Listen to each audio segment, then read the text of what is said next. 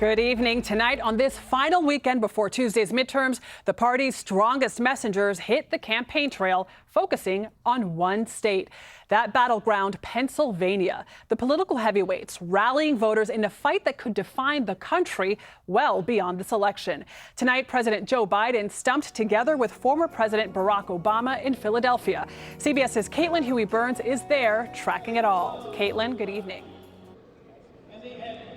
Pennsylvania is packed with presidents today in a sign of just how critical this state is in the midterm election campaign. President Biden and former President Obama are here in Philadelphia to campaign for John Fetterman. And in another part of the state, former President Trump is here to campaign for Mehmet Oz. Adriana, this is a very close race that will likely determine which party controls the Senate. We're setting our clocks back tomorrow by an hour.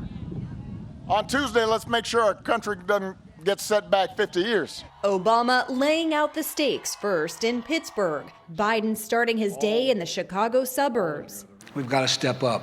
We've got to make sure we protect the American people. The headwinds facing Democrats are strong, and incumbents in several states are locked in close races. Even with news Friday of improved jobs numbers, voters remain anxious about rising costs of goods and gas. Right now, the economy is in an awful state.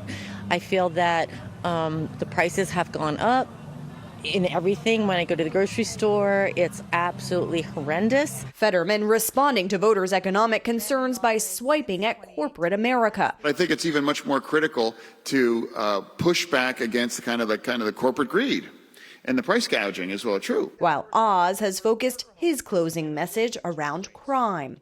We have families all over the Commonwealth worried about crime.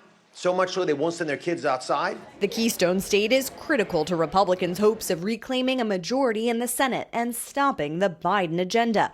Without it, the GOP would have to flip two other battlegrounds. Races in Georgia, Nevada, and Arizona remain toss-ups.